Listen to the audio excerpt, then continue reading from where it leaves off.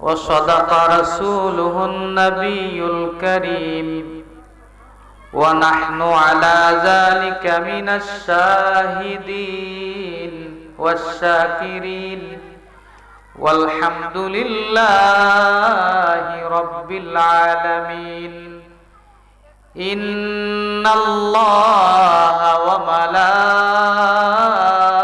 وملائكته يصلون على النبي يا أيها الذين آمنوا صلوا عليه وسلموا تسليما اللهم صل على سيدنا مولانا محمد وعلى آل سيدنا مولانا जाकोनी के सामने चेहरा दिखा लेना मुझे सीना पे दस्ते करम रख के निभा लेना मुझे अल्लाहुम्मा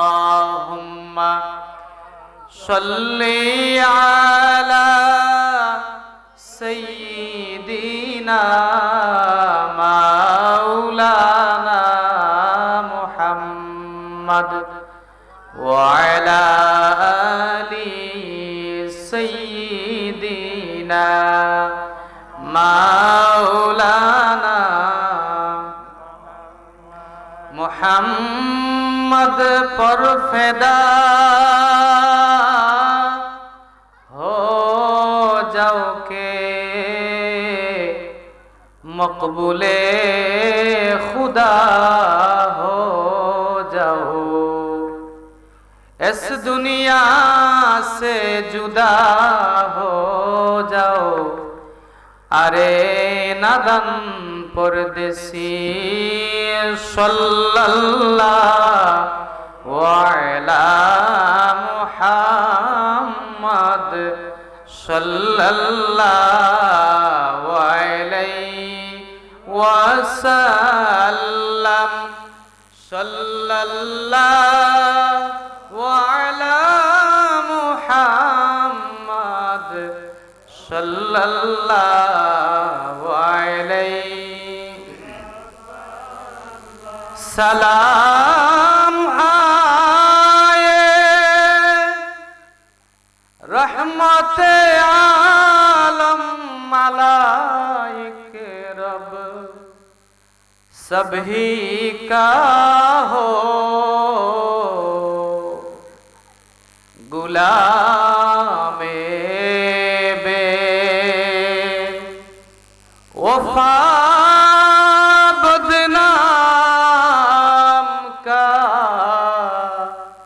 तस्लीम गवारा हो सल्लल्लाहु अलैहि मुहम्मद सल्लल्लाहु अलैहि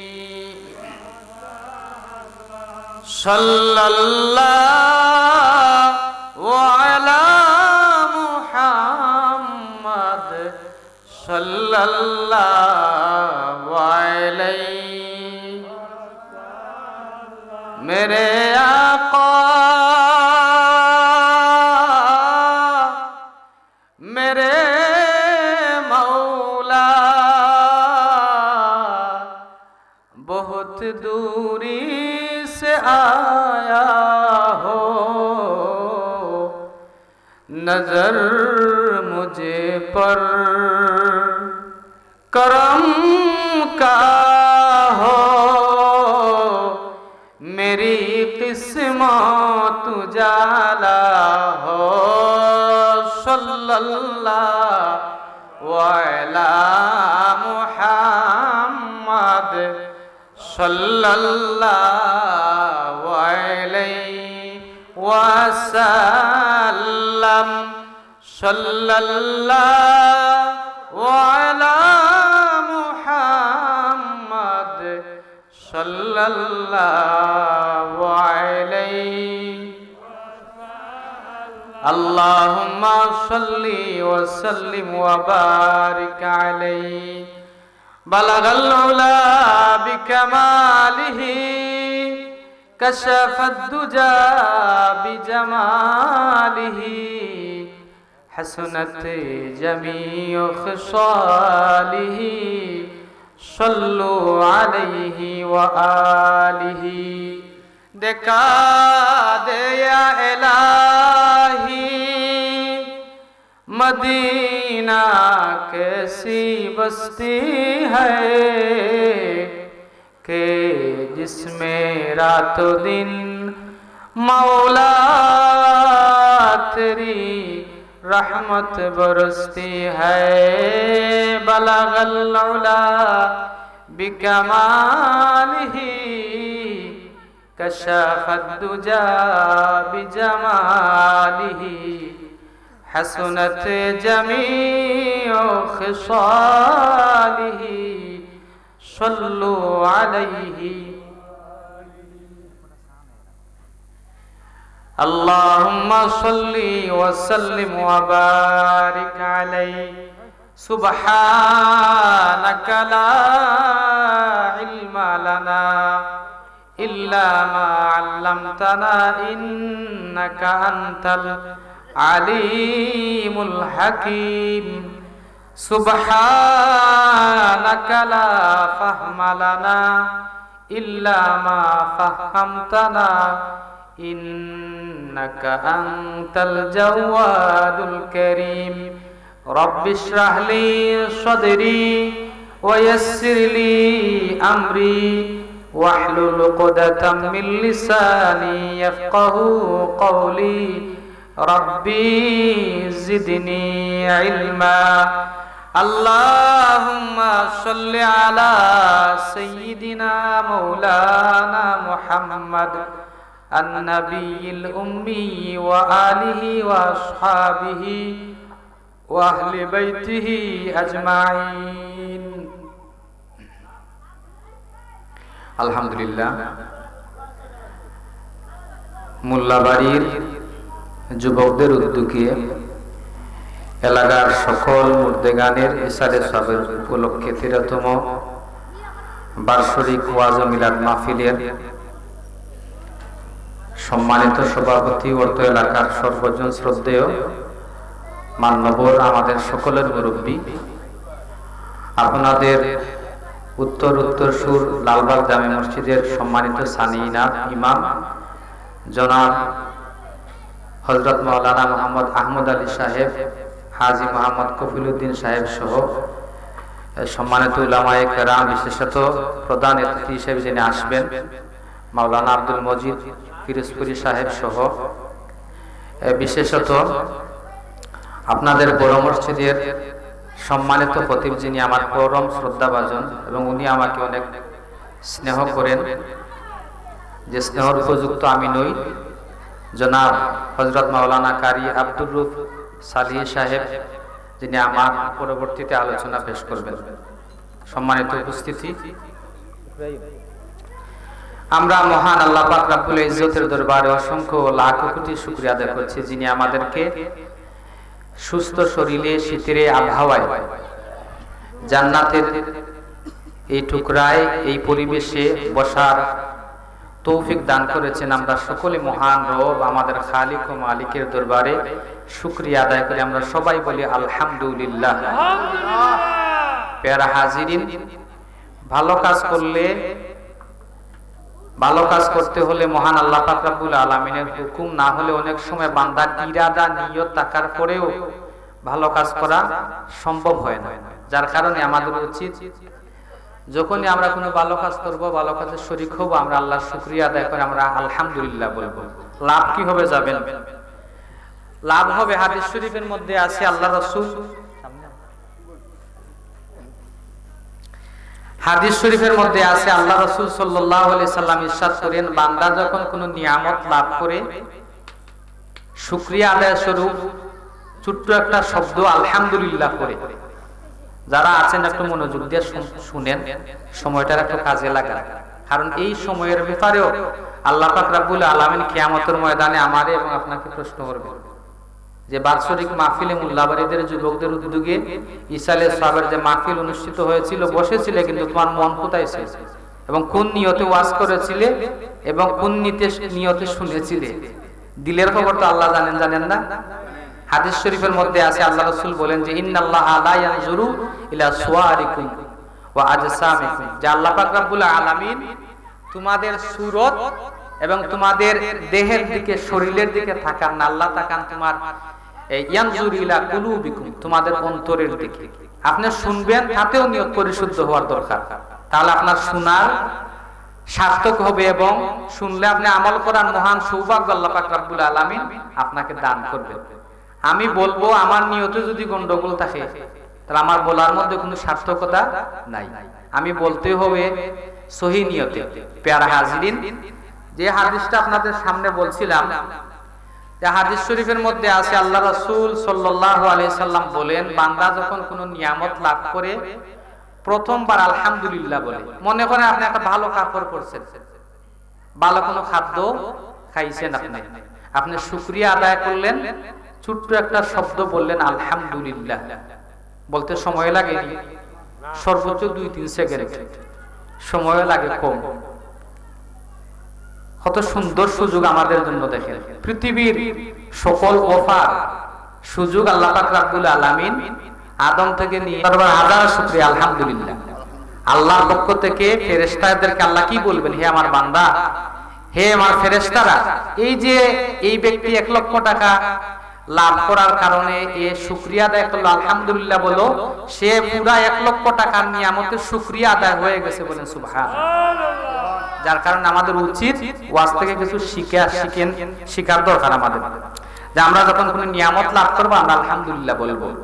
বান্দা যখন দ্বিতীয়বার আলহামদুলিল্লাহ বলে, হাদিস শরীফের মধ্যে আছে আল্লাহ রাসূল সাল্লাল্লাহু আলাইহি সাল্লাম বলেন যে আল্লাহ পাক রব্বুল আলামিন ফেরেশতাদেরকে বলেন, হে আমার বান্দা, নিয়ামত পেয়ে প্রথমবার আলহামদুলিল্লাহ বলল, আবারও সে আলহামদুলিল্লাহ বলে, হে আমার ফেরেশতারা, সাক্ষী থাকো তোমরা আমার এই বান্দার জিন্দেগীর সমস্ত ছোট সগীরা গুনাহসমূহ মাফ করে দিলাম, বলেন সুবহানাল্লাহ। কি সুন্দর অফার, সুযোগ আল্লাহ পাক রব্বুল আলামিন আমাদের কি শুধু দিয়েছে। বান্দা যখন তৃতীয়বার আলহামদুলিল্লাহ বলে, আল্লাহ পাক রব্বুল আলামিন তার কুদরতের মধ্যে লিখেন, কি লিখেন? হে আমার ফেরেশতারা, যেই নিয়ামত আমি আমার বান্দাকে দান করেছি, আমার বান্দা একবার নয়, একবার, দুইবার, তৃতীয়বার নিয়ামতের শুকরিয়া আদায় করার জন্য আলহামদুলিল্লাহ বলল। এর চাই শুক্রবার দিনে এমন একটা মুহূর্ত আছে, যেই মুহূর্তে বান্দা আল্লাহ পাক রব্বুল আলামিনের কাছে যা কিছু চায়, বান্দা আল্লাহ পাক রব্বুল আলামিন বান্দার দোয়া কবুল করেন, বলেন সুবহানাল্লাহ। শুক্রবার দিনে এমন একটা মুহূর্ত আছে, যেই মুহূর্তে আল্লাহ পাক রব্বুল আলামিন আল্লাহ এমন 1 লক্ষ লোকদেরকে মাফ করে দেন, যাদের উপর, যাদের নাফরমানির কারণে আল্লাহ নারাজ হয়ে যাদের উপর জান্নাত ওয়াজিব হয়ে গিয়েছিল, বলেন সুবহানাল্লাহ। অনেক ফজিলত আপনারা জানেন এগুলা। এই যে ফজিলত গুলো শুক্রবার দিনের খার উসিলায় আমরা হই না নি, খার উসিলায় সিন্নি খাও ব্যক্তি ছিল না। সম্মানিত হাজিরিন, আল্লাহ পাক রব্বুল আলামিন এই শুক্রবার দিনে, রজব মাসের শুক্রবারে আল্লাহ পাক রব্বুল আলামিন তার প্যারা হাবিব মুহাম্মদুর রাসূলুল্লাহ সাল্লাল্লাহু আলাইহি ওয়াসাল্লাম তার মায়ের গর্ভে তাশরীফ এনেছিলেন। এই জন্য শুক্রবার দিনের এত ফজিলত, বলেন সুবহানাল্লাহ। তখন বলেন শুক্রবারের মধ্যে শুক্রবার দিনের ফজিলত বেশি না রাতের ফজিলত বেশি? বলেন তো। শুক্রবার দিনের তুলনায় শুক্রবার রাতের ফজিলত আল্লাহ পাক রব্বুল আলামিনের কাছে বেশি। এর কারণ হচ্ছে শুক্রবার দিন, রজব মাসের শুক্রবারে দিনে নয়, আল্লাহর হাবিব মুহাম্মদুর রাসূলুল্লাহ সাল্লাল্লাহু আলাইহি ওয়াসাল্লাম রজব মাসের শুক্রবার রাতে তার মায়ের গর্ভে তাশরীফ এনেছিলেন। যার কারণে শুক্রবারের সম্মান এবং দিনের চাইতে রাতের সম্মান আল্লাহ পাক রব্বুল আলামিনের কাছে বেশি। বলেন সুবহানাল্লাহ। এই শুক্রবার পাওয়ার জন্য কত আবদার যে অন্যান্য নবীরা করেছেন। শুক্রবারের ফজিলত যখন শুনলেন, ঈসা নবী আল্লাহ পাক রব্বুল আলামিনের কাছে আবদার করলেন যে আল্লাহ, এই ফজিলতপূর্ণ সপ্তাহের সর্বশ্রেষ্ঠ সর্বোত্তম দিনটা আমাকে দান করুন। ঈসা নবী আল্লাহর কাছে আবদার করলেন। আল্লাহ পাক রব্বুল আলামিন কি বললেন? হে ঈসা, শুক্রবার দিন তোমার জন্য এবং তোমার উম্মতদের জন্য নয়, তোমাকে আমি একটা দিন দান করলাম, রবিবার দিন। মুসা নবী আল্লাহ পাক রব্বুল আলামিনের কাছে আবদার করলেন, হে আল্লাহ, সপ্তাহের সর্বোত্তম সর্বশ্রেষ্ঠ দিন শুক্রবার দিন আমাকে এবং আমার উম্মতদেরকে দান করুন। আল্লাহ সাফ জানিয়ে দিলেন যে হে মুসা কালিমুল্লাহ আলাইহিস সালাম, এই সর্বশ্রেষ্ঠ সর্বোত্তম দিনটা তোমাকে এবং তোমার উম্মতদের জন্য নয়, তোমাকে দান করলাম আমি শনিবার। বলেন সুবহানাল্লাহ। আল্লাহর আরেক পয়গম্বর হযরতে আদম শফিউল্লাহ আলাইহিস সালাম আল্লাহ পাক রব্বুল আলামিনের কাছে আবদার করলেন যে হে আল্লাহ, শুক্রবার দিন আমাকে দান করুন। আল্লাহ পাক রব্বুল আলামিন বললেন, না, শুক্রবার দিন তোমাকে দিব না, তোমাকে দান করলাম সোমবার দিন, এবং তোমার উম্মতদেরকে, তোমার আওলাদ সন্তান সন্ততিদেরকে দান করলাম সোমবার দিন। আবদার করলেন দাউদ নবী, বললেন যে না, তোমাকে দিলাম বুধবার দিন। আবদার করলেন সুলাইমান নবী, তিনি এই আল্লাহ পাক রব্বুল আলামিন বললেন যে না, তোমাকে দিলাম এই মঙ্গলবার দিন। আর ইব্রাহিম খালিলুল্লাহ, আল্লাহর আরেক বন্ধু ইব্রাহিম খালিলুল্লাহ, আল্লাহ পাক রব্বুল আলামিনের কাছে আবদার করলেন শুক্রবার দিনটা তাকে এবং তার উম্মতদেরকে দেওয়ার জন্য। আল্লাহ পাক রব্বুল আলামিন বললেন যে মুসা, এই ইব্রাহিম খালিলুল্লাহ, এই বার তোমার জন্য নয়, তোমার উম্মতদের জন্য নয়, তোমাকে দান করলাম বৃহস্পতিবার দিন। সব শেষে আল্লাহ পাক রব্বুল আলামিন বললেন, হে মুসা, ঈসা, আদম, ইব্রাহিম, এই সপ্তাহের সর্বশ্রেষ্ঠ দিন আমি আমার হাবিব যিনি তোমাদের সকলের পরে আসবেন, তিনি সর্বশেষ কিন্তু সর্বশ্রেষ্ঠ আমার হাবিব মুহাম্মাদুর রাসূলুল্লাহ সাল্লাল্লাহু আলাইহি ওয়াসাল্লামের জন্য এবং তার উম্মতদের জন্য আমি বরাদ্দ করে রেখেছি। বলেন আলহামদুলিল্লাহ। খুশি নি আপনারা? শুক্রবার দিন এই যে নামাজ আমরা পড়ি, নামাজের ইতিহাস বলে অনেক সময়ের প্রয়োজন।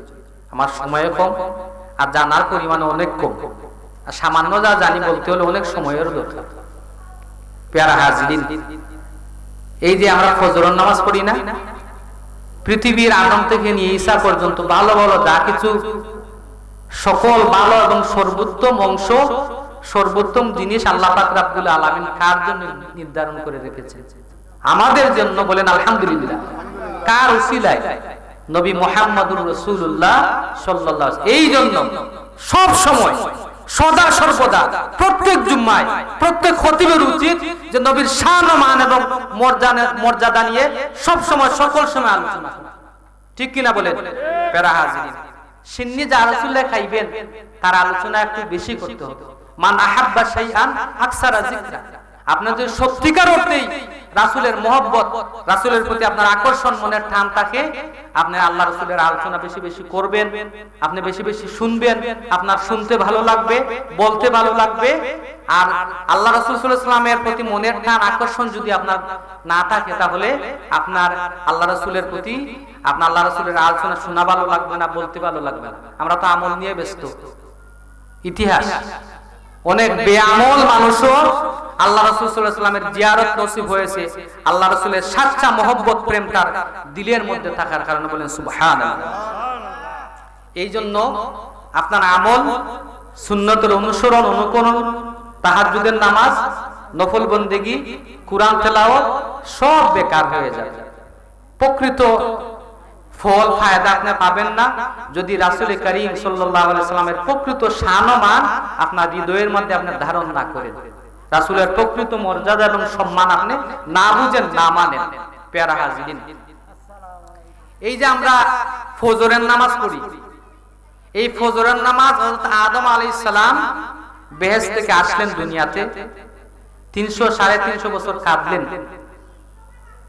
পরিশেষে তওবা কবুল হলো কার উসিলায়? এই যে সিন্নি কার উসিলায় খাই আমরা মানুষ ছিনি। হঠাৎ হযরত আদম শফিউল্লাহ আলাইহিস সালাম আল্লাহ পাক রব্বুল আলামিনের কাছে দোয়া করলেন, হে আল্লাহ, বেহেশতে একটা নাম দেখেছিলাম তোমার নামের সাথে, যেই দিকে আমি তাকাইতাম সেই দিকেই আল্লাহর সাথে যেই নাম মুহাম্মদ আমি দেখেছিলাম, সেই মুহাম্মদ আপনার প্রিয়, অবশ্যই প্রিয় কোনো ব্যক্তি হবেন, আপনার প্রিয় সেই ব্যক্তির উসিলায় হে আল্লাহ আমার তওবা কবুল করুন, আমার তওবা কবুল করুন, আমাকে maaf করে দিন। বলেন সুবহানাল্লাহ। আল্লাহ পাক রব্বুল আলামিন বললেন, হে মুসা সফিউল্লাহ, 300 বছর নয়, কিয়ামত পর্যন্ত যদি তুমি হায়াত পাইতে, আমার কাছে কান্নাকুটি করতে, তোমাকে আমি maaf করে দিতাম না। আমার প্রিয়, আমার হাবিব মুহাম্মদ সাল্লাল্লাহু আলাইহি ওয়াসাল্লামের নাম নিয়ে তুমি আমার কাছে দোয়া করেছো, আমি ঘোষণা দিচ্ছি আদম, আমি তোমার অনিচ্ছা সত্ত্বে যে গুনাহ সংগঠিত হয়েছিল, সেই গুনাহ থেকে আমি তোমাকে মুক্ত করে দিলাম। বলেন সুবহানাল্লাহ। প্যারা হাজির, আদম বললেন, বেহেশতের পাতা পত্রবে পল্লবে সিংহাসনে যে দিকেই তাকিয়েছি, হে আল্লাহ, নাম দেখেছি তোমার নামের সাথে আহমদ মুহাম্মদ সাল্লাল্লাহু আলাইহি ওয়াসাল্লাম। নবীর শান আমরা বর্তমান সময়ে দেখবেন দাঁড়িয়ে নিয়ে ব্যস্ত, লম্বা জুব্বা নিয়ে ব্যস্ত, এগুলো আমরা মানি রে বাবু, মানি। রাসূলের শান এবং মান মর্যাদা যদি আপনার হৃদয়ে অন্তরে না থাকে, কাজ হবে না। শাইর কি বলেছে? এটা শুধু শাইরের কথা না, এটা কুরআন হাদিসের কথা। ইশকে মাহবুবে খুদা আয়ে দিল জैसे हासिल नहीं, लाखों मुमिन हूं मगर मैं ईमान में कामिल नहीं। শাইর কি বলেছে? তুমি যত বড় ইমানদার হও না কেন, তোমার ভিতরে রাসূলের প্রেম ভালোবাসা, তোমার ভিতরে রাসূলের প্রতি যে আকর্ষণ টান যদি না থাকে, তুমি কিয়ামত পর্যন্ত আমল করলেও তোমার ঈমান পূর্ণতায় পরিপূর্ণ হবে না। বলেন সুবহানাল্লাহ। প্যারা হাজিরিন, যার কারণে আল্লাহ রাসূলের সাহাবায়ে কেরাম, আমি বলেছি মসজিদে, রাসূলের পরবর্তী যুগে, রাসূলের সাহাবাদের পরবর্তী যুগে, তাবিঈনদের যুগে, ওলি আবদালদের যুগে অনেক ওলি আবদালরা যারা ছিলেন আল্লাহ রাসূলের সাহাবাদের তুলনায় অনেক বেশি তারা ইবাদত বন্দেগী করেছেন, অনেক বেশি। যেমন আব্দুল কাদের জিলানী বলেন, আমাদের মাযহাবের ইমাম বলেন, আবু হানিফা রাহমাতুল্লাহি আলাইহি সহ। কিন্তু ইবাদতের কারণে পরবর্তী যুগের লোকদের, মহান ওলি আল্লাহর গাউস কুতুব যারা ছিলেন, তাদের সম্মান বেশি না সাহাবায়ে কেরামের সম্মান বেশি? আল্লাহ রাসূলের সাহাবায়ে কেরামের মধ্যেই ছিলেন আবু বকরের চাইতে বেশি ইবাদত বন্দেগী করনেওয়ালা সালমান ফারসি, আব্দুল্লাহ ইবনে ওমর, আবু যর গিফারি, তামিম দারি রাহমাতুল্লাহি আলাইহি সহ অনেক সাহাবায়ে কেরাম ছিলেন। কিন্তু আবু বকর সহ, আবু বকরের সম্মান সবার উপরে কেন? কেন রে বাবা? অন্যান্য সকল সাহাবীর তুলনায় হযরতে সাইয়্যিদুনা আবু বকর রাদিয়াল্লাহু তাআলা এর অন্তরে আল্লাহর রাসূলের মহব্বত সবচেয়ে বেশি ছিল, যার কারণে সমস্ত সাহাবাদের তুলনায় হযরতে আবু বকর রাদিয়াল্লাহু তাআলা এর সম্মান সবচেয়ে বেশি। বলেন সুবহানাল্লাহ। বেহেশতের দরজা নক করা হবে। বেহেশত বলবে কে তোমরা? ঈসা নবীর উম্মত, মুসা নবীর উম্মত, আল্লাহর খালিল বন্ধু ইব্রাহিমের উম্মত। হিসাব নিকাশ শেষ, নেকির পাল্লা ভারী হয়েছে, গুনাহের পাল্লা হালকা, আল্লাহর সিদ্ধান্ত আমি বেহেশত কুলতুল। বেহেশত কি বলবে জানেন? আল্লাহ পাক রব্বুল আলামিনের পক্ষ থেকে সিদ্ধান্ত হয়েছে, জানো, আদম থেকে নিয়ে ঈসা রূহুল্লাহ আলাইহিস সালাম পর্যন্ত কোন নবীর উম্মতদের জন্য আমি দরজা খুলব না, আমার দরজা খুলবে না যতক্ষণ না শেষ নবী মুহাম্মদ সাল্লাল্লাহু আলাইহি ওয়াসাল্লামের উম্মত, উনার সাহাবী আবু বকর দরজায় নক না করা পর্যন্ত আমি বেহেশতের দরজা খুলবে না। বলেন সুবহানাল্লাহ। যার কারণে সমস্ত নবীদের উম্মতদের মধ্যে সর্বপ্রথম বেহেশতে প্রবেশ করবেন কে? হযরত আবু বকর রাদিয়াল্লাহু তাআলা। এই আলোচনার মাধ্যমে অন্তত এতটুকু বুঝেন, আপনার দাড়ি রাখবেন, নবীর সুন্নতের অনুসরণ করবেন, ভিতরে আল্লাহ রাসূলের মহব্বত জারি রাখবেন, পয়দা করার চেষ্টা করবেন। আর আল্লাহ রাসূলের মহব্বত দিলের মধ্যে জারি রাখার অন্যতম দুইটা পথ, প্রধান পথ হচ্ছে আল্লাহ রাসূলের উপরে বেশি বেশি দুরূদ ও সালাম পাঠ করবেন, বেশি বেশি দুরূদ ও সালাম পাঠ করবেন। দুইটি আমল হচ্ছে সবচেয়ে সর্বশ্রেষ্ঠ দুইটি আমল, আল্লাহর কাছে মাফ চাওয়া, তওবা ইস্তেগফার করা, আর রাসূল করিম সাল্লাল্লাহু আলাইহি সাল্লামের উপরে দুরূদ ও সালাম পড়া। আপনি কোরআন তেলাওয়াত করেন আলহামদুলিল্লাহ, গরিব দুঃখী অসহায় মানুষের পাশে দাঁড়ান, দান সদকা করেন আলহামদুলিল্লাহ। দুরূদ শরীফের মাত্রা কম, আকিবের নিঃসন্দেহে কিয়ামতের ময়দানে, বুঝছেন? আল্লাহ রাসূলের নিকটবর্তী কিয়ামতের ময়দানে কে থাকবে? আল্লাহ রাসূল কি বলেছেন? যে তাহাজ্জুদের নামাজ পড়বে, যে নফল বন্দেগী করবে, দান সদকায় সবার আগে সে না। আল্লাহ রাসূল জানিয়ে দিয়েছেন, হে আমার উম্মতেরা, কিয়ামতের কঠিন মুসিবতের সময় আমার ওই উম্মত সবচাইতে বেশি নিকটে আমার থাকবে, আমার যে উম্মত আমার উপরে বেশি বেশি দুরূদ ও সালাম পাঠ করেছে। বলেন সুবহানাল্লাহ। সকল আমল একপাশে রাখবেন, রাসূলের উপর বেশি বেশি দুরূদ ও সালাম পাঠ করবেন। মহান আল্লাহ পাক রব্বুল আলামিন আমাদেরকে আল্লাহর হাবিব মুহাম্মদ সাল্লাল্লাহু আলাইহি সাল্লামের উপরে দুরূদ ও সালাম বেশি বেশি পড়ার মহান সৌভাগ্য দান করুন। সবাই বলেন আমিন। 2 রাকাত নামাজ পড়লেন আব্দুল নবী, 2 রাকাত নামাজ ফজরের ওয়াক্তে। আল্লাহ পাক রব্বুল আলামিনের এত ভালো লাগলো এই 2 রাকাত নামাজ। 350 বছর পর আল্লাহ তওবা কবুল করেছেন, শুকরিয়া দান 2 রাকাত নামাজ পড়েছেন। এই 2 রাকাত নামাজকে আল্লাহ পাক রব্বুল আলামিন বরাদ্দ করে রাখলেন কার জন্য? আল্লাহ পাক রব্বুল আলামিন ফজরের এই 2 রাকাত নামাজ আল্লাহ পাক রব্বুল আলামিন তার হাবিব মুহাম্মদ এবং উম্মতে মুহাম্মদ অর্থাৎ আমাদের জন্য বরাদ্দ করে রাখলেন। বলেন সুবহানাল্লাহ, বলেন আলহামদুলিল্লাহ। জোহরের নামাজ সর্বপ্রথম কোন নবী আদায় করলেন? জোহরের নামাজ সর্বপ্রথম হযরতে ইব্রাহিম খলিলুল্লাহ আদায় করেছিলেন 4 রাকাত নামাজ। 4টা কারণে, সময় কম পেয়ারা হাজিরিন। আল্লাহ পাক রব্বুল আলামিন আল্লাহর খলিল ইব্রাহিম আলাইহিস সালাতু ওয়াস সালামের এই 4 রাকাত নামাজ এত ভালো লাগলো, কি করলেন? এই 4 রাকাত নামাজ আল্লাহ পাক রব্বুল আলামিন বরাদ্দ করে রাখলেন। শেষ নবী আসলেন, শেষ নবী আল্লাহর হাবিব মুহাম্মদ সাল্লাল্লাহু আলাইহি ওয়াসাল্লামের জন্য এবং তার উম্মত অর্থাৎ আমাদের জন্য রাখলেন। বলেন আলহামদুলিল্লাহ। সর্বপ্রথম জোহরের নামাজ কে আদায় করেছিলেন? আল্লাহর এক খলিল, আল্লাহর বন্ধু ইব্রাহিম আলাইহিস সালাতু ওয়াস সালাম। বলেন আলহামদুলিল্লাহ। আসরের নামাজ সর্বপ্রথম আদায় করেছিলেন ইউনূস নবী। আল্লাহ পাক রব্বুল আলামিন তাকে 4টা বিপদ থেকে মুক্তি দান করার পর শুকরিয়া আদায় করে ইউনূস আলাইহিস সালাম 4 রাকাত নামাজ আদায় করেছিলেন। এই 4 রাকাত নামাজ আদায় করেছিলেন, আল্লাহর এত ভালো লাগলো।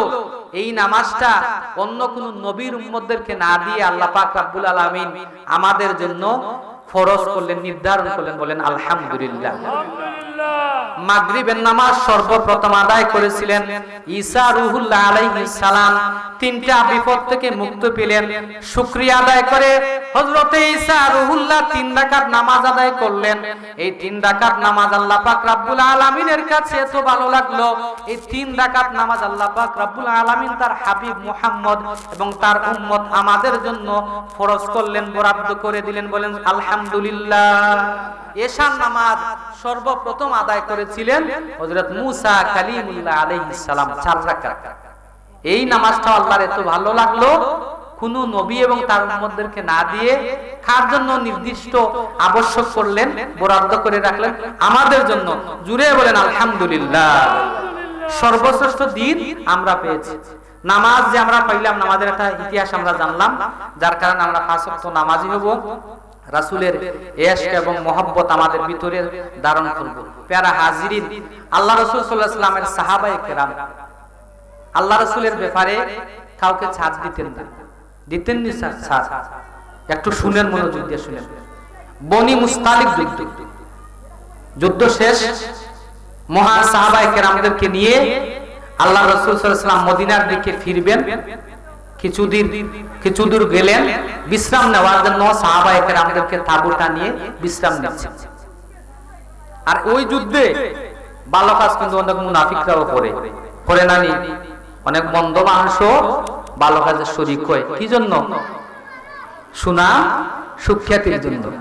মুনাফিক কোন সময় আল্লাহর সন্তুষ্টির জন্য কোনো কাজ করে না। প্যারা হাজির বুঝবেন, আমরা যে রাসূলের ক্ষেত্রে কাউকে ছাড় দেই না। আমি আমার মসজিদে এক জুমায় বলেছি, এই যে ইলমুদ্দিনের কথা, শহীদ ইলমুদ্দিন গাজীর কথা, যে আল্লাহ রাসূলের শানের ব্যাপারে কারো ছাড় নেই। প্যারা হাজির একটু মনোযোগ দিয়ে শুনেন। আল্লাহ রাসূল সাল্লাল্লাহু আলাইহি সাল্লামের এই যুদ্ধে বাপ বেটা দুইজন শরীক হয়েছিলেন। পৃথিবীর সর্বনিকৃষ্ট সব উপরের স্তরের মুনাফিক ইবনে উবাই যুদ্ধে শরীক হয়েছে। এই জন্য ভালো কাজ করলে একজন যে মানুষ আসমানে উঠে যাবে এমনটা নয়। তার যদি ভিতরে ইখলাস, তার ভিতরে নিয়ত পরিষ্কার না হয়। যেমন আমি এখানে ওয়াজ করতেছি, উত্তম কাজ, কিন্তু আমার নিয়ত যদি পরিষ্কার না হয়, এই উত্তম কাজে সওয়াব তো হবেই না, বরঞ্চ গুনাহ আছে। হাদিস শরীফ আছে।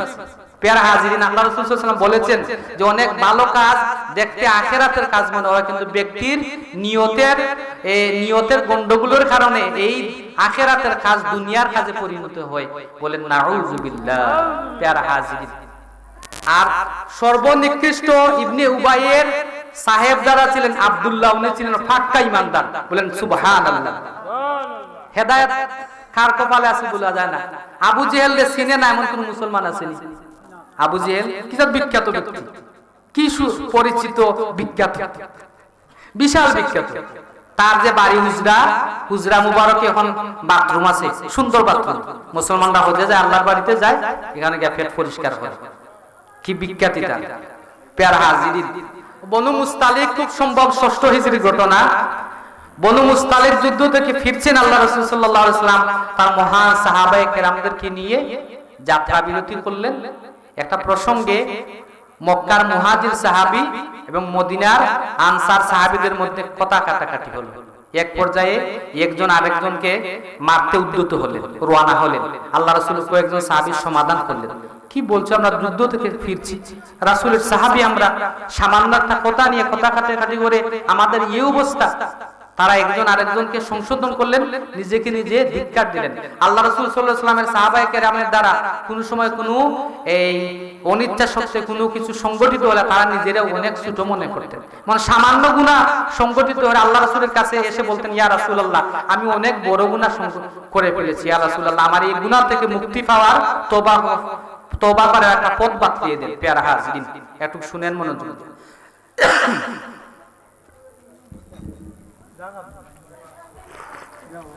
আল্লাহ রাসূলের এক সাহাবী ইবনে উবাইয়ের সন্তান আব্দুল্লাহ, উনিও যুদ্ধের মধ্যে ছিলেন। এই যে দেখছেন না, খারাপ মানুষের একটা অভ্যাস হলো গুড় লাগানি, একটু যদি সুযোগ পায় একটু গুড় দে, কই পাইছে একটু সুযোগ। ইবনে উবাইয়ে পাইছে সুযোগ, ফাইয়া কয় মদিনা আনসার সাহাবী যারা ছিলেন তাদেরকে বলে, দেখছো নি যাদেরকে আশ্রয় দিয়েছিলেন, পরিবার পরিজন সম্পদ সবকিছু রেখে আসলো, আমাদের ভিটে মাটিতে আমরা আশ্রয় দিয়েছি, তাদেরকে আমরা খাওয়াইছি, তাদেরকে পালছি আমরা, আজকে তারা আমাদের সাথে হাতাহাতি করে তর্কে জড়ায়। দেখছো, এক কাজ করো, আমরা যারা সম্মানী আছি, স্থায়ী আছি যারা, তারা এই সমস্ত আঞ্চলিক ভাষা আমরা যেটা বলি, এই যে অস্থায়ী বা বৈতল যেটা বলি, এইরকম একটা তুচ্ছার্থক শব্দ প্রয়োগ করেছিল ইবনে উবাই, যে আমরা যারা স্থায়ী আছি, লোকাল আছি, আমরা মদিনা শরীফ গিয়ে ওই সমস্ত অসম্মানী বৈতলদেরকে মদিনা শরীফ থেকে বের করে দিব। এই কথা শুনলেন আল্লাহ রাসূলের একটা কম বয়সী সাহাবী, উনি যুদ্ধে গিয়েছিলেন, উনি শুনে ওই ইবনে উবাইয়ের সন্তান আব্দুল্লাহ, যিনি পাক্কা ঈমানদার ছিলেন, আল্লাহ রাসূলের প্রকৃত সাহাবী, উনার কাছে গিয়ে বললেন যে আপনার ফিতায় এমন বলছেন যে মক্কার মুহাজির সাহাবী যারা, তারা নাকি অসম্মানী, তারা নাকি বৈতল, মদিনায় যাওয়ার পরে মদিনার যে সমস্ত আনসার সাহাবী তারা তাদেরকে বিতাড়িত করে দিবেন, তাদের ঘর বাড়ি থেকে তাদেরকে বিতাড়িত করে দিবেন। উনি শুনলেন আব্দুল্লাহ। আল্লাহ রাসূল সাল্লাল্লাহু আলাইহি ওয়াসাল্লাম বিশ্রাম নেওয়ার পরে যাত্রা শুরু করলেন। যাত্রা শুরু করার পরে মদিনার শহরে ঢুকবেন। একটু মনোযোগ দিয়ে শুনেন, আল্লাহ রাসূলের মহান সাহাবী আব্দুল্লাহ রাদিয়াল্লাহু তাআলা আনহু, তার পিতা ইবনে উবাইয়ের গুরাল লাগাম ধরলেন আর বললেন, হে আমার পিতা, কাকে তুমি সম্মানী বলেছো আর কাকে তুমি বৈতুল অসম্মানী বলেছো? কাকে নিয়ে বলেছো? যে মহান সাহাবীদেরকে তুমি অসম্মানী বলেছো, বৈতুল বলেছো, সেই সাহাবীদের অন্তর্ভুক্ত আল্লাহর রাসূল। তুমি জবাব দাও, কাদেরকে উদ্দেশ্য করে তুমি বলেছো? নতুবা আমার হাত থেকে তুমি মদিনা শরীফ প্রবেশ করতে পারবে না। বলেন সুবহানাল্লাহ। গুরাল লাগাম ধরলেন এবং বললেন, কাকে তুমি অসম্মানী বলেছো? আল্লাহর রাসূল তো মক্কা শরীফ থেকে মদিনা শরীফ এসেছেন আল্লাহর নির্দেশে, আমাদের মাঝে আশ্রয় নিয়েছে। তা কাকে তুমি বলছো? তুমি আজকে পরিষ্কার করো যে অসম্মানী কারা এবং সম্মানী কারা, লোকাল স্থায়ী কারা এবং বৈতুল কারা। এই প্রশ্নের জবাব না দেওয়া পর্যন্ত তোমার সন্তান আমি আব্দুল্লাহ আল্লাহর রাসূলের সাহাবী তোমাকে মদিনা শহরে এক পাও ঢুকতে দিব না। বলেন সুবহানাল্লাহ। রাসূলের সাহাবী, রাসূলের শান ও মানের ব্যাপারে আল্লাহ রাসূল সাল্লাল্লাহু আলাইহি ওয়াসাল্লামের মহান সাহাবায়ে কেরাম কাউকে ছাড় দিতেন না। আমি গত আমার মসজিদের পাশে যে কালামে ইসলামিয়া আলোচনা হয়েছিল বলেছি, উমর রাদিয়াল্লাহু তাআলা তার ফিতাকে কি করেছিল ঘটনা জানেন না? উমরের সামনে তার ফিতা আল্লাহ রাসূলের কে গালিগালাজ করে বললেন যে হে আল্লাহর বান্দা, আমার জন্মদাতা ফিদা, আমাকে বুঝাও, গালিগালাজ দাও, কোনো অসুবিধা নাই। আল্লাহ রাসূলের শান ও মান নিয়ে কিচ্ছু বলবে না। একবার, দুইবার, তিনবার দৌড় দিলেন ঘরে, তলোয়ার আনলেন, তলোয়ার কুশ মুক্ত করলেন, একটা কূপ দিয়ে তার ফিতার দেহ এক পাশে, মাথা আরেক পাশে পড়লো। বলেন সুবহানাল্লাহ। প্যারা হাজির, যার কারণে রাসূলের শান ও মান নিয়ে যারা কথা বলে তাদের সাথে কোনো আপোষ নেই। আপনাকে একটা আলামত বলি, আমলের আলোচনা করেন, খুব ভালো লাগে, খুব ভালো লাগে। রাসূলের শান ও মান নিয়ে বলেন, রাসূলের শান ও মান এটা তো আমরা সবাই জানি, বা আল্লাহ রাসূল সর্বশ্রেষ্ঠ নবী, এটা তো আমরা সবাই জানি। জানলে রে বাবা, তোমার আলোচনা করলে আর আলোচনা শুনলে অসুবিধা কিটা? বুঝছো নি আমার কথা? রাসূল রে তুমি ভালো পাও, প্রকৃত বন্ধুর আলোচনা প্রকৃত বন্ধুর সামনে করলে সে কি বলে যে তার ব্যাপারে আলোচনা করিও না? প্যারা হাজিরিন, মহান আল্লাহ পাক রব্বুল আলামিন আমাদেরকে আল্লাহ রাসূলের শান ও মান নিয়ে আলোচনা করার শোনার মহান সৌভাগ্য দান করুন। সবাই বলেন আমিন। প্যারা হাজিরিন, এই নামাজের আলোচনা করছিলাম। আল্লাহ পাক রব্বুল আলামিন আমাদেরকে 5 ওয়াক্ত নামাজ আদায় করার তৌফিক দান করুন। সবাই বলেন আমিন। একটা আয়াতে কারিমা আপনাদের সামনে পেশ করেছি। আয়াতে কারিমার আলোকে আলোচনা করার প্রকৃত যোগ্যতাই আমার মধ্যে নাই। এটা সত্যিকার কোনো আবেগের কথা নয়। একটা আয়াতে কারিমার তাফসীর করতে হলে এটা আসলে আমরা তো ওই যে টাইটেল পাস করলে মনে করি আমি আলিম বা আমার মতন যারা, বিলকুল না। টাইটেল পাস করলেই আলিম নিঃসন্দেহে। আপনি ভালো একজন আলিমকে জিজ্ঞেস করবেন, নিঃসন্দেহে অন্তর সমাজে আলিমের অভাব নাই, ফির ফকিরের অভাব নাই। আমাদের যে সিলেট বিভাগ নয়, বর্তমান পৃথিবীর সমস্ত ওলি আল্লাহদের মাথার উপরে ছায়া যিনি, সমস্ত ওলি আল্লাহদের আদর্শ যিনি, মডেল যিনি, ফুলতলিতে যান, ইন্ডিয়ার বর্ডারে জকিগঞ্জ থানায় আল্লামা ইমাদউদ্দিন চৌধুরীর বড় সাহেবকে দেখেন আপনি, খান নমুনা। উমরের আদর্শের প্রতীক হযরত ইমাদউদ্দিন চৌধুরী বড় সাহেবুল্লাহ ফুলতলি হাফিজাহুল্লাহ তাআলা। সবাই বলেন আমিন। সাধারণ বেশভূষা, ঠিক আপনার মতন আমার মতন বিধবার বাড়িতে যান, আমরা নিজে দেখেছি যে নিজে এতিমের চুল কেটে দেন, নিজে এতিমের কাপড় পরিষ্কার করেন, সবার সাথে এক লাইনে দাঁড়ান নামাজে। এই লোক ওলি আল্লাহদের পরিচয়। অনেক জুব্বা জাব্বা আছে, এরপরে আবা কাবা আছে, এটা ওলি আল্লাহর পরিচয় নাই। পেয়ারা হাজিরিন, আল্লাহ পাক রব্বুল আলামিন বলেছেন যে মা আতাকুমুর রাসূলু ফাখুযুহু ওয়া মা নাহাকুম আনহু ফান্তাহু। আল্লাহ কি বলেছেন যে মা আতাকুমুর রাসূলু ফাখুযুহু, তোমাদের রাসূল মুহাম্মদ সাল্লাল্লাহু আলাইহি ওয়াসাল্লাম যা কিছু নিয়ে এসেছেন তোমরা তা আঁকড়ে ধরো, আমল করো। ওয়া মা নাহাকুম আনহু ফান্তাহু, তোমাদেরকে যেই সমস্ত জিনিস থেকে, বস্তু থেকে নিষেধ করছেন তা থেকে তোমরা বিরত থাকো। কি বলেছেন? মাইয়ুতির রাসূল ফাকাদ আতা আল্লাহ। আল্লাহ বলেছেন যে আমার হাবিব মুহাম্মদ সাল্লাল্লাহু আলাইহি সাল্লামের অনুসরণ করে আমার হাবিবের কথা যে মানলো সে মূলত আমি আল্লাহ পাক রব্বুল আলামিনের কথাই মানলো। বলেন সুবহানাল্লাহ। প্যারা হাজিরিন, আল্লাহ রাসূল কি নিয়ে এসেছেন? নামাজ নিয়ে এসেছেন। সর্বশ্রেষ্ঠ দিন জুমার দিন আমাদেরকে আল্লাহ রাসূল আমার জুমার দিন পেয়েছে। আল্লাহ রাসূল কি নিয়ে এসেছেন? কুরআন নিয়ে এসেছেন। আল্লাহ রাসূল কি নিয়ে এসেছেন? সুন্দর একটা জীবন ব্যবস্থা, জীবন বিধান আল্লাহ রাসূল সুন্নাহ নিয়ে এসেছেন। প্যারা হাজিরিন, যার কারণে আমাদের উচিত রাসূলের সুন্নতের অনুসরণ অনুকরণ করা। একটা আলোচনা, একটা সুন্নত আজকে আমল করার চেষ্টা করা। আমরা আগেকার দিনে বেশি বেশি সালাম করতাম না? সালাম ছিল না আগে। মুরব্বীরে দেখলেই, ছোট যারা মুরব্বীরে দেখলেই সালাম দিত। বড়দেরকে সম্মান দেওয়া, বড়দের সামনে আগে ছোট যারা তারা বসতেন না। বিড়ি যারা খায়, খান্না পাট্টি করে যারা, তারাও টেনে পাট্টি করতেন না। প্যারা হাজিরিন, এখন অবস্থা কিটা? বিলকুল নাই। প্যারা হাজিরিন, মনোযোগ দিয়ে শুনেন, আমরা এই হাদিসটা শুনি। কঠিন একটা হাদিস। আল্লাহ রাসূল সাল্লাল্লাহু আলাইহি ওয়াসাল্লাম বলেছেন, হে আমার উম্মতেরা শুনো, তোমরা যে বড়কে সম্মান দিল না, ছোট যারা তাদেরকে মায়া মোহাম্মত স্নেহ করলো না, ওই ব্যক্তি আমার প্রকৃত উম্মত নয়। বলেন সুবহানাল্লাহ। এখন আমার আবা খাবা আছে, সুন্দর চেহারা, অনেক আমলের সাথে আমি জড়িত, আমি যদি বড় যারা তাদেরকে সম্মান না দেই, তাহলে আমার ঈমান পরিপূর্ণ হইবে না, আজকে কিয়ামত পর্যন্ত আমল করলেও হবে। যেমন আল্লাহ রাসূলের এক সাহাবী আবু যর গিফারি রাদিয়াল্লাহু তাআলা এবং আল্লাহ রাসূলের মহান সাহাবী সাইয়েদনা আবু বকর সিদ্দিক রাদিয়াল্লাহু তাআলা একসাথে হাঁটছেন। তারা আল্লাহ রাসূল দেখলেন, আল্লাহ রাসূলের দরবারের দিকে আসতেছেন।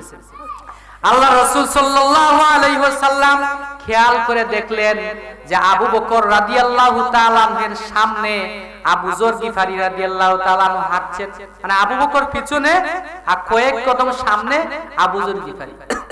আল্লাহ রাসূল কি বললেন? উভয়জন আবু বকর, আবু যর আল্লাহ রাসূলের সামনে আসার পরে বললেন, হে আবু যর, হাদিস বলেছি আমি, শুনেছো তুমি? মাল্লাম ইয়ারহাম সগীরানা ওয়ালাম ইউকির কাবীরানা, বড়দেরকে সম্মান দিবে না, ছোটকে মায়া করবে না, স্নেহ করবে না, সে আমার প্রকৃত উম্মত হবে না। তোমার সম্মান এবং আবু বকরের সম্মান এবং তোমার সম্মান কি বেশি? আবু বকর তোমার বয়সে বড়, মর্যাদার দিক দিয়ে বড়, ইসলাম গ্রহণের দিক দিয়ে বড়, সুতরাং আর কোনদিন আমার আবু বকরের সামনে তুমি হাঁটবে না। বলেন সুবহানাল্লাহ। এটা থেকে আমরা কি শিখলাম? আমাদের বড়দের সামনে আমরা হাঁটবো না। আগেকার দিন আমরা শুনতাম যে উস্তাদের ছায়ার মধ্যে ফাড়া দিও না রে বাবা, মুরব্বীদের ছায়ার মধ্যে আগে মাসে ফাড়া দিত না। এমন এই সমস্ত ওয়াজ শুনলে আপনারা বর্তমান সময়ের যারা আপনারা হাসবেন, ছায়ার মধ্যে ফাড়া দিলে কিটা কিচ্ছুই নাই বাবা, ভাই কিচ্ছুই নাই। এটা আদবের একটা নমুনা, এটা আদবের নমুনা। প্যারা হাজিরিন, আল্লাহ পাক রব্বুল আলামিন একটা হাদিস শরীফ বলি, আমরা টাকনুর নিচে কাপড় পরি না, লুঙ্গি, এটা একটা বেটা গলি লাগছে, এই লুঙ্গি বিন্দি নাবিন নিচে একবার তল ফেটো ওবাই দিলাম, আই ওবাই দি বাড়াই, এমনি তল ফেটো ফেস দিলাম, দিয়ে এমনি একবারে ময়লা আবর্জনা যা আছে গোবর সহ আমাদের হাঁস মুরগির বিষ্ঠা সহ সব একসাথে। প্যারা হাজিরিন, এটা সাধারণ কোনো বিষয় নয়, সাধারণ বিষয়। আল্লাহ রাসূল সাল্লাল্লাহু আলাইহি সাল্লাম কি বলেছেন? কিয়ামতের ময়দানে ওই ব্যক্তির দিকে অনেক ব্যক্তির কথা বলেছেন, তন্মধ্যে এই ব্যক্তির কথা বলেছেন যে, হে আমার সাহাবায়ে কেরাম, কিয়ামতের কঠিন মুসিবতের সময়, কঠিন দিনে, যে দিন কোন নবী রাসূল আল্লাহর সাথে কথা বলার সাহস পাইবেন, আল্লাহ পাক রব্বুল আলামিন বলবেন লিমানিল ইয়াউমুল, যে মুলক, আজকের দিনের রাজত্ব, আজকের দিনের বেটাগিরি খা, চুপ থাকবে সব আল্লাহর সাথে। সেই দিন কে কথা বলবে রে বাবা? ঈসা নবী, মুসা নবী, আদম সফিউল্লাহ, একটা জবান সেই দিন খুলবে আমাদের নবী মুহাম্মদুর রাসূলুল্লাহ সাল্লাল্লাহু আলাইহি সাল্লাম। সুনান নামার আয়াত, যে একটা জবান একজন মহান ব্যক্তি আল্লাহর সামনে সেদিন সুপারিশ করবে, কথা বলার সাহস তিনি পাইবেন। আল্লাহ পাক রব্বুল আলামিনের অসংখ্য গণিত অপুরন্ত প্রশংসা করবেন, আরশের সামনে সিজদায় লুটিয়ে পড়বেন। আল্লাহ পাক রব্বুল আলামিন বলবেন, হাবিব আমার বন্ধু, যা কাদার কেঁদেছেন দুনিয়াতে, বসুন্ধরা সুন্দর পৃথিবীতে, আজকে কাদার দিন নয়, সিজদা থেকে উঠেন, কি চাইবেন চান, আপনার কোন আবদার আমি বন্ধু আল্লাহ পূরণ করবো, আপনি শুধু চান।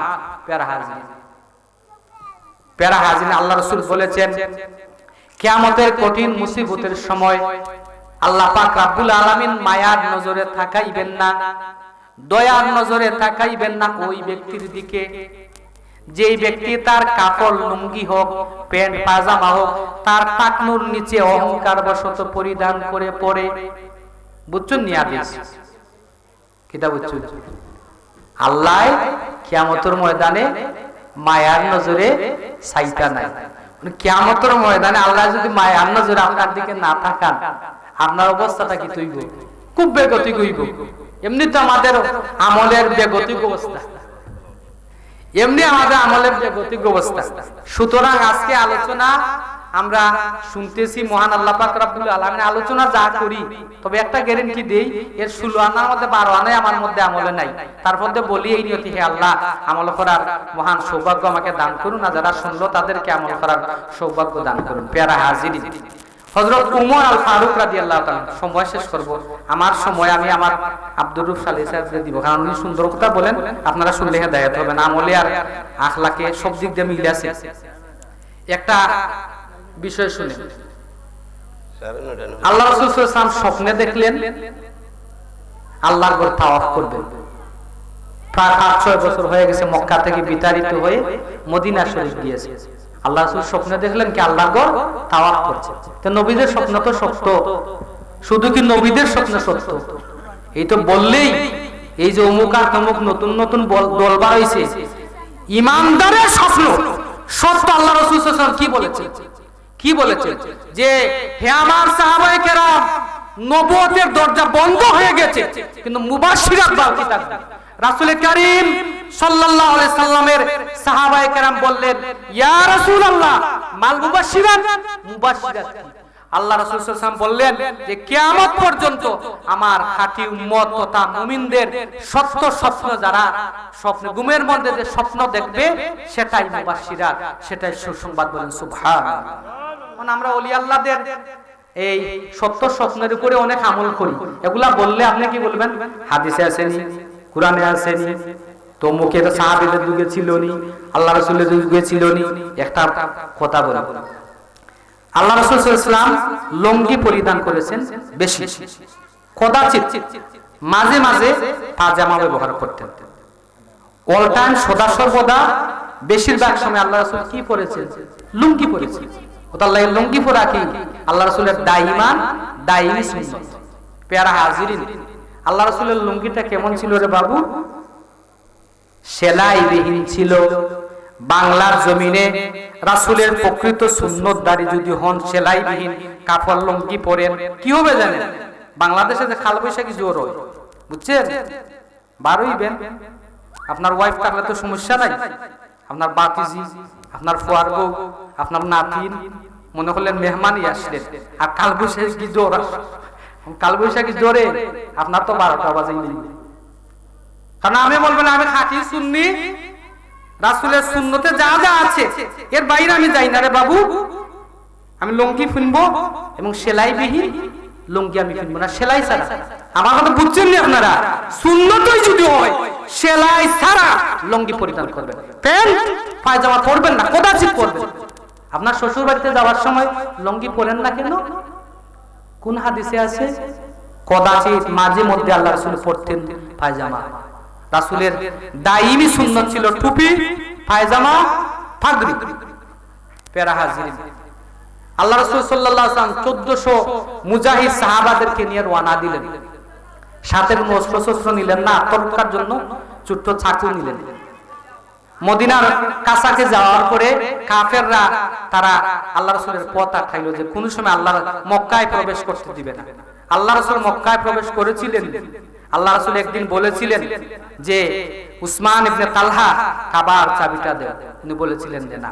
আল্লাহ রাসূল বলেছিলেন যে হে আল্লাহর বান্দা, জেনে রাখো বিজয়ীর বেশে এই আল্লাহর জমিন কাবা শরীফে মক্কার জমিন আমি প্রবেশ করব এবং এই কাবার চাবি মহান আল্লাহ পাক রব্বুল আলামিন আমি নবী মুহাম্মদ সাল্লাল্লাহু আলাইহি ওয়াসাল্লামের হাতে তুলে দিবেন এবং এই গ্যারান্টি আমি তোমাকে দিচ্ছি উসমান বিন তালহা, কাবার চাবি আমি তোমার হাতেই দিব এবং কিয়ামত পর্যন্ত তোমার বংশধরদের মধ্যেই কাবার চাবিটা সুরক্ষিত আল্লাহ পাক রব্বুল আলামিন রাখবেন। বলেন সুবহানাল্লাহ।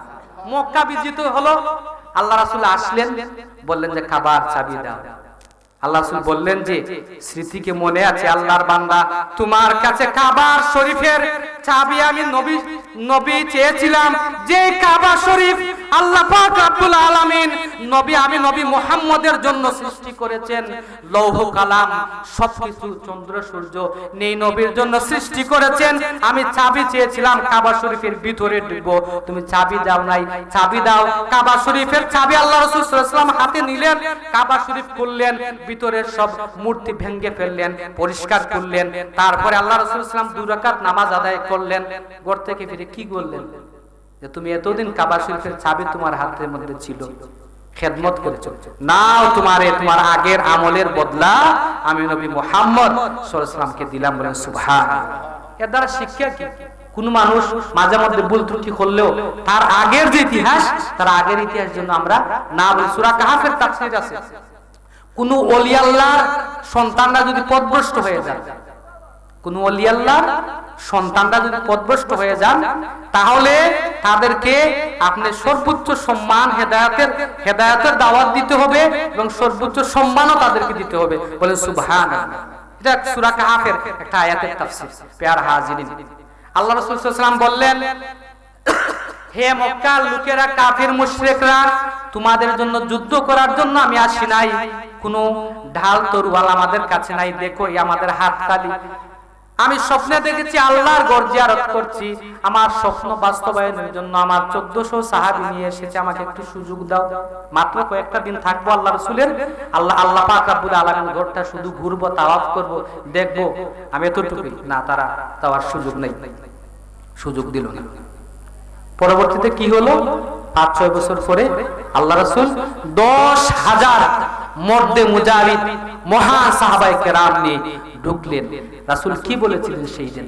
আল্লাহ রাসূল বলেছিলেন, নেতাদের নাম ধরে ধরে বলেছিলেন যে আবু সুফিয়ানের গোরের পাশে, আবু সুফিয়ানের গোরে যে আশ্রয় নিবে সেই ব্যক্তি মুক্ত, তার উপরে হামলা করা হবে না। বলেন সুবহানাল্লাহ। আবু সুফিয়ান চিন্তা করলো কি, আস্থা জীবন দুশ্মনী করলাম মুহাম্মদ তার অনুসারীদেরকে, এই জমিন থেকে সর্দার বংশের ছেলে সন্তান, তাকে এই জমিন থেকে আমরা বিতাড়িত করে দিলাম, আজকে আমরা পরাজিত। 10,000 অস্ত্র শস্ত্রে সজ্জিত মুজাহিদ বাহিনী নিয়ে আমাদের জমিনে এসেছে, কিন্তু ওই ব্যক্তি ঘোষণা করলো কি যে আমার ঘরে যে আশ্রয় নিবে, আমার পাশে যে আসবে সেই ব্যক্তি নিরাপদ। এই আল্লাহ রাসূলের এই ক্ষমার আদর্শে সে আদর্শিত হয়ে সে আবু সুফিয়ান ইসলাম ধর্ম গ্রহণ করলেন। বলেন সুবহানাল্লাহ। আমরা মানুষকে ক্ষমা করতে পারি না। বন্ধুর সাথে 10 বছরের সম্পর্ক, একটা ভুল বন্ধু করছে, শেষ, বন্ধুত্ব শেষ। আমরা বন্ধুত্ব কচু পাতার পানি, এস দুনিয়া সে দুস্তি মেসলে কাগজ ফুল হায়।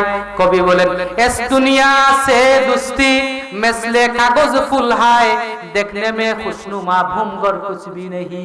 কবি বলেন, হে দুনিয়ার মানুষ, দুনিয়ার বন্ধুত্ব তুমি যা দেখো, যে বন্ধুত্বের আকর্ষণে তুমি সময় ব্যয় করছো, সেটা কাগজের ফুলের মতো, দেখতে খুব আকর্ষণীয় সুন্দর, কিন্তু প্রকৃত হাকিকত, প্রকৃত গ্রাম সুগ্রাম তার মধ্যে নাই। বলেন সুবহানাল্লাহ।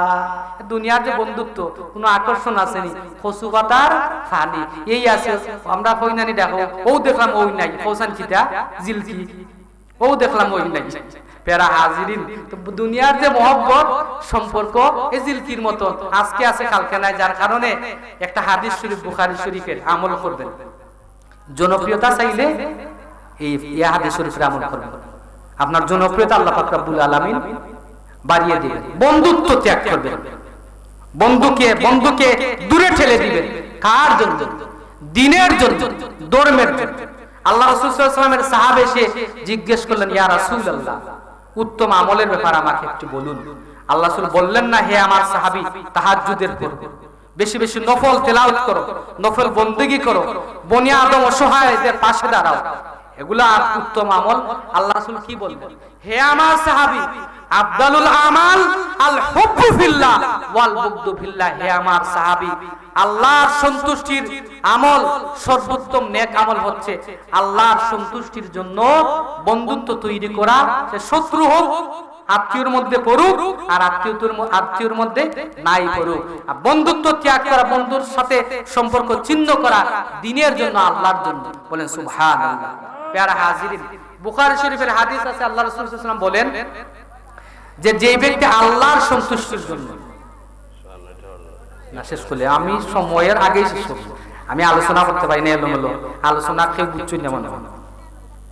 আল্লাহ রাসূল সাল্লাল্লাহু আলাইহি ওয়াসাল্লাম বলেছেন বুখারী শরীফের হাদিস, মানুষ জনপ্রিয়তা এবং তার দলের লোক বাড়ানোর জন্য কত কষ্ট করে, কিন্তু আল্লাহ রাসূলের হাদিস মানলে আপনার জনপ্রিয়তা বাড়ে।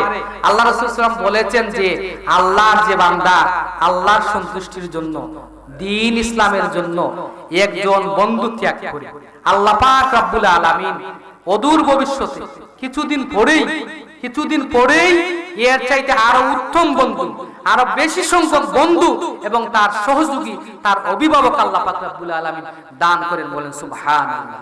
এই কথার উপরে আপনার বিশ্বাস হইল? এই কথাটা কে বলেছে? আপনার দ্বীনের নবী মুহাম্মদ সাল্লাল্লাহু আলাইহি ওয়াসাল্লাম বলেছেন।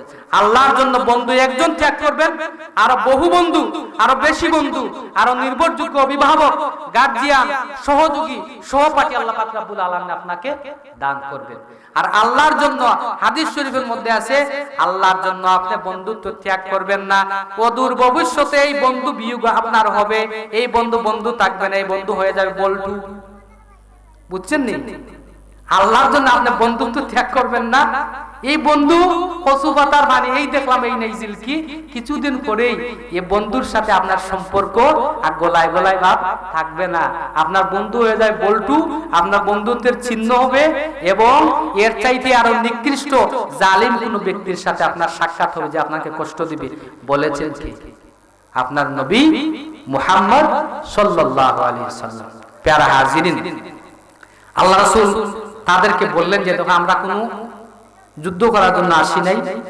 হযরত উসমান রাদিয়াল্লাহু তাআলা আনহু পাঠাইলেন, যাও মক্কাবাসীর কাছে যাও, আমার প্রতিনিধি একটু বুঝাও, তোমার সবে বলা হয় দেখার জন্য রহমান সবে বলা হয় কাল্লাইলু মাতানা সবর ইন্নাল্লাহা মা'আস সাবিরিন আছে। আর কোরআন শরীফের আয়াত আছে, আল্লাহ পাক রব্বুল আলামিন বলেছেন, হে নবী কাফির, মুশরিক, মুনাফিকদের সাথে কিয়ামত পর্যন্ত লড়াই করে। বলেন সুবহানাল্লাহ। লড়াই আছে নি? হাদিস শরীফের মধ্যে আছে যে আমার যে উম্মত তার ভিতরে জিহাদের বাসনা, জিহাদের তামান্না নিয়ে মরবে না, ওই উম্মতের নেফাকের উপরে, মুনাফিকের উপরে উম্মতের মৃত্যু হবে। বলেন নাউজুবিল্লাহ। তাহলে কাফির মুশরিকদের সাথে আমি জিহাদ করব, সেটা ভাষা দিয়ে হোক, বক্তব্যের মাধ্যমে হোক, ওয়াজ আলোচনার মাধ্যমে হোক, আর তলোয়ারের মাধ্যমে হোক, আর বন্দুকের মাধ্যমে হোক, এই নিয়ত আমার রাখতে হবে। ইসলামের দুশমন যারা, তাদের সাথে আমি যুদ্ধ করব। প্যারা হাজিরিন, উসমান রাদিয়াল্লাহু তাআলা রওনা দিয়েছে, তার সাথে তার সঙ্গী একজন। উসমান রাদিয়াল্লাহু তাআলা ইজার লুঙ্গি টাকুর উপরে, তে সঙ্গী বলেন যে উসমান, আপনাকে সকলে ইমানে অভিজাত, আপনি উত্তম বংশের, উসমান কুরাইশ বংশের, উমাইয়া বংশের, আল্লাহ রাসূলের বংশেরই আরেকটা শাখা উমাইয়া বংশের, সম্মানিত কুরাইশ বংশের পরে যে বংশের মর্যাদা, উমাইয়া বংশের এই মহান সাহাবী হযরত উসমান বিন আফফান রাদিয়াল্লাহু তাআলা, যে সাহাবীর কাছে আল্লাহ রাসূল দুইজন মেয়ের বিবাহ দিয়েছিলেন। দুইজন সাহেবজাদী ইন্তেকালের পরে আল্লাহ রাসূল কি বলেছিলেন যে উসমান, আমার আরেকটা মেয়ে সন্তান থাকলে তোমার কাছেই বিয়ে দিতাম, ওই মেয়েটা ইন্তেকাল করলে আরো একটা মেয়ে থাকলে তোমার কাছেই বিয়ে দিতাম। হে উসমান, আল্লাহ পাক রব্বুল আলামিন আমাকে 100 জন কন্যা সন্তান দিলে আমি মক্কার আর কোন সাহাবীকে আমার জামাত, আমার দামান বানাইতাম না, তোমার কাছে আমার মেয়ে বিয়ে দিতাম। বলেন সুবহান। তো মহান চরিত্রবান, মহান একজন সৌভাগ্যবান সাহাবী উসমান বিন আফফান রাদিয়াল্লাহু তাআলা, উনি রওনা দিয়েছে। তার সঙ্গীর লোকেরা বলে, তার সঙ্গী বললে, হে উসমান, আপনি তো ভালো বংশের, অভিজাত সম্মানী একজন ব্যক্তি, মক্কার আশেপাশের একজন সম্মানী ব্যক্তিও টাকনুর উপরে তার কাপড় পরে না, টাকনুর নিচে পরিধান করে। আপনি আল্লাহ রাসূলের প্রতিনিধি হয়ে মদিনা রাষ্ট্রের মহান নায়ক যিনি, রাষ্ট্রপতি যিনি, আল্লাহ রাসূল সাল্লাল্লাহু আলাইহি ওয়াসাল্লামের পক্ষ থেকে প্রতিনিধি হয়ে আপনি মক্কার নেতাদের সামনে আপনি যাচ্ছেন, তাদের যে একটা রুসুম, তাদের যে পোশাক পরিচ্ছদের অবস্থা, সেই অবস্থায় আপনি যান, সেই অবস্থায় যান, আপনি ইজারটা একটু নামান। উসমানকে বলেছিলেন, হে আমার সঙ্গী সাথী, শুনো শুনো, আল্লাহর রাসূল সাল্লাল্লাহু আলাইহি ওয়াসাল্লামের একটা সুন্নাত পরিত্যাগ করব না আমি, যদি মরিয়ে যাই তাহলে জেনে রাখো আল্লাহ রাসূল সাল্লাল্লাহু আলাইহি ওয়াসাল্লামের এই মহান সুন্নাত, এই মহান সুন্নাত আমি পরিত্যাগ করব না। বলেন সুবহানাল্লাহ। আলোচনা থেকে নিয়ত রাখেন, আপনি নিয়ত রাখেন যে যতদিন বেঁচে আছি টাকনুর নিচে আমাদের লুঙ্গি কাপড় পরিধান করব না। আর পরিধান করলে কি হবে? রাসূলের সুন্নতের আমল মনে করেন বাদই দিলাম, কিয়ামতের ময়দানে আপনার অবস্থা কি হবে? আপনার দিকে আল্লাহ পাক রব্বুল আলামিন মায়ার নজরেই তাকাইবেন না। বিচারক জানে মানলেন, এই বিচারক যদি পল্টি মারে মানে আপনার দিকে তাকায় না, আপনার অবস্থা কি হইব? আপনার ডাইল করি বলাইবে আছে না? আমরা বিচারক হল, যদি মনে করেন একজন বিচারকরে আপনি নিলেন আপনার একটু বাঁচানির লাগি, ওই ব্যক্তি যদি আপনার পক্ষে না থাকে সে সামনে থালু জিপে লাগিয়ে দিব, কিতো হইল রে, কিতা চাইছে আমার, কিতো হইল রে, শালার বেটা কি করলো, এইরকম আমরা বললি। কিয়ামতের ময়দানে আহকামুল হাকিমিন আল্লাহ পাক রব্বুল আলামিন যদি আপনার দিকে মায়া করিয়া না চায়, আপনার প্রতি কি?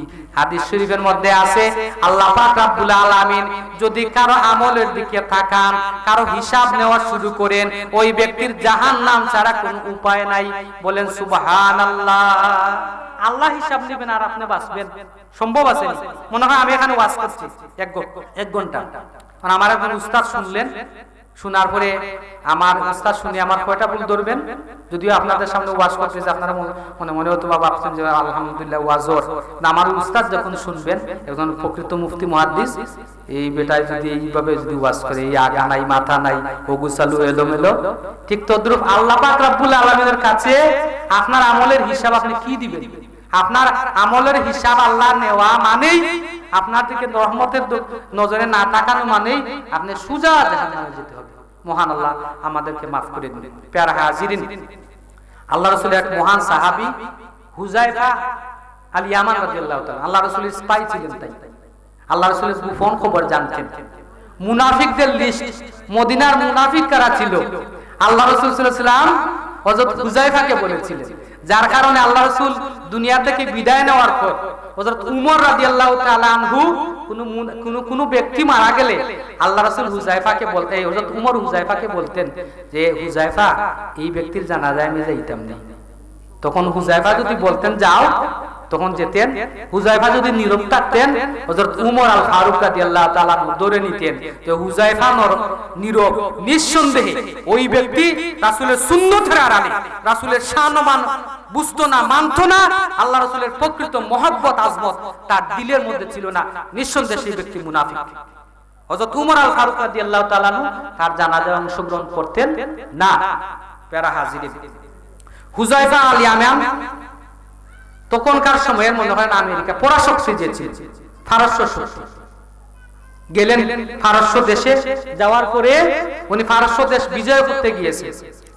ফারস্য দেশের বাদশা বলল যে মদিনা থেকে যে অভিযান এসেছে অল্প সংখ্যক মানুষ মানে তুচ্ছ-তাচ্ছিল্য করলো, করে বলে যায় একজন প্রতিনিধি পাঠাও, আমি তার প্রতিনিধির সাথে কথা বলবো। এই সামান্য কয়েকজন সৈন্যবাহিনীর সাথে আমি এই বিশাল ফারস্য সম্রাটের অধিকারী, আমি বাদশা, তাদের সাথে যুদ্ধ করে আমার প্র্যাকটিসের লস, আমার ইমেজে ধরবো।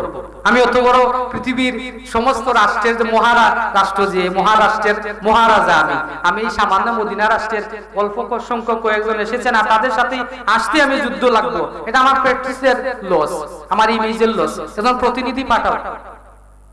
বাদশাহ, ফারস্যর বাদশার একজন প্রতিনিধি গিয়ে বলল আপনাদের একজন প্রতিনিধি নিয়ে আসেন।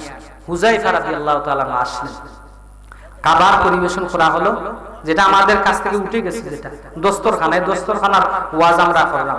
এখন আপনার দস্তরখানার বইয়া খাইলে, এখন মেহমান আইলে দস্তরখানাত বইলে আপনার শেষ, আপনার পুরি দেখা আসলে বইয়ে কিতাব এটা পালা পাক বাক্কা চোলা করে খুদা মানুষই তুললাম, এই চেয়ার টিয়ার থাকতে দস্তরখানা বিছাইয়া দেয় কিটা চোলা ফেরা চিনে না, খেসিও করা যাইতো না, শেষ খেসিও খানোই শেষ।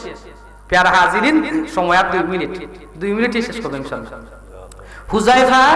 হুযায়ফা ইয়ামান রাদিয়াল্লাহু তাআলা আনহু, উনি খেতে বসেছেন আর কয়েকটা টুকরা রুটির 1-2টা টুকরা তার এই প্লেট থেকে দস্তরখানার মধ্যে পড়ল। উনি এই রুটির কয়েকটা টুকরা তুলে খাওয়া আরম্ভ করলেন। রাষ্ট্রদূত বলল, হে তুমি মহান বাদশাহ দরবারের মেহমান, কত খানা তোমার সামনে, আর রুটির 1-2টা টুকরা তোমার দস্তর প্লেট থেকে দস্তরখানায় পড়লো আর তুমি তুলে খাচ্ছ, এটা এই রাজার শানের খেলা। হযরত হুযায়ফা ইয়ামান রাদিয়াল্লাহু তাআলা কি বলেছিলেন? হুঙ্কার ছেড়ে বলেছিলেন সিংহের ন্যায়, আতরুকু সুন্নাত রাসূলিল্লাহি সাল্লাল্লাহু আলাইহি ওয়াসাল্লাম লিহাউলাইল হুমাকা।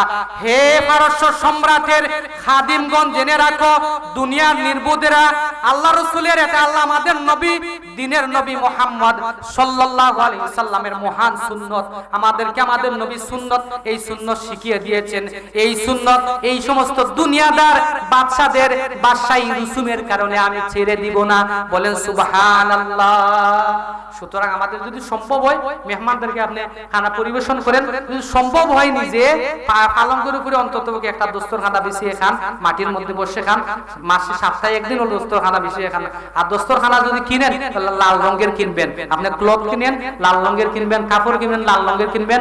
দস্তরখানা আল্লাহ রাসূলের লাল রঙের ছিল, ঈসা নবীর লাল রঙের ছিল, ইব্রাহিম নবীর লাল রঙের ছিল, মুসা নবীর লাল রঙের ছিল। যার কারণে নবীর সুন্নাত হচ্ছে দস্তরখানা বিছিয়ে খাওয়া, এবং দস্তরখানার রং কালার হবে কি লালা। মহান আল্লাহ পাক রব্বুল আলামিন যা বললাম, আমার মধ্যে সিংহভাগই আমল্লাহ, আমাকে আমল করার বা আমাদের সকলকে আমল করার মহান সৌভাগ্য দান করুন। এই বলে আমি আমার আলোচনা শেষ করলাম। একটা জিনিস বলি, আপনাদের হুজুর এখানে আছেন, এটা শুনিয়েই আমার ভিতর খালি হয়ে গেছে, আমি কি ওয়াজ করব। মানে আমার পরম শ্রদ্ধাভাজন, আসলে একই এলাকা একজন রহমত আল্লাহ পাক রব্বুল আলামিন দান করেন।